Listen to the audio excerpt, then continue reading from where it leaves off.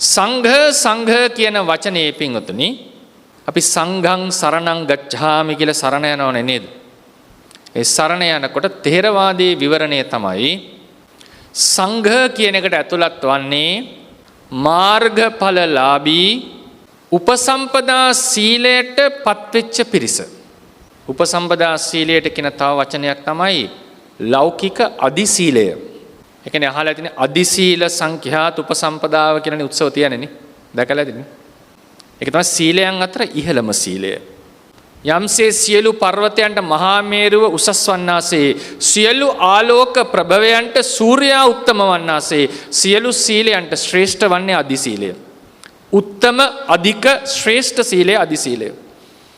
ඒ අදි සීලයට પ્રાપ્ત වූ මාර්ගඵලලාභී යමෙක් වේනම් එනම් මාර්ගඵලලාභී භික්ෂුවක් ඕ භික්ෂුණියක් වේනම් ඒ තමයි සංඝ කියන කුලකය. අප සරණ යන්නේ මේ පිරිස. ගිහි කෙනෙක් මාර්ගඵලලාභී වුණත් සංඝ ගණයට ඇතුළත් වන්නේ නැහැ. හැබැයි උපසම්පදා සීලයේ රකින්න සීලවන්ත භික්ෂුවක් පෘථග්ජනව සිටියත් පරියායෙන් සංඝ සංඛ්‍යාවට ඇතුළත් වෙනවා. ඒ නිසා මතක තියාගන්න සංඝ භාවයට පැමිණීමට තියෙන ප්‍රධානතම පරියාය නිෂ්පර්යාය දෙකම එකතු කරාම ප්‍රධානතම සාධකය උපසම්පදා සීලයට පැමිණ තිබීම. හැබැයි ආර්ය සංඝ භාවයට පැමිණෙන්නේ මාර්ගඵල අධිගමනය.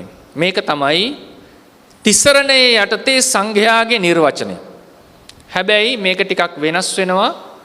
මම මාතෘකා වශයෙන් තබපු රතන සූත්‍ර දේශනාවේදී.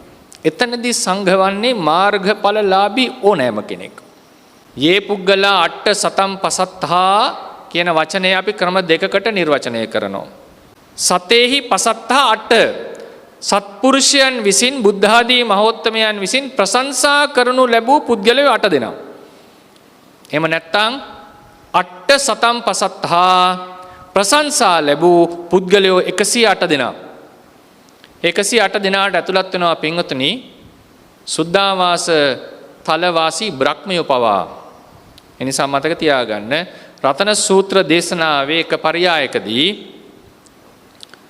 ගිහි පැවිදි බෙහෙදයකින් තොරව මාර්ගඵලලාභී සියලුම ආර්යෝ ඇතුළත්.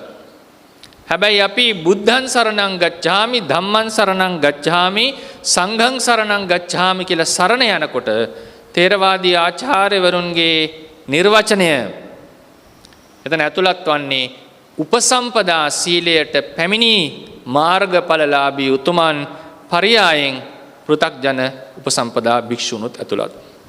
මේ තමයි සංඝ කියලා කියන්නේ.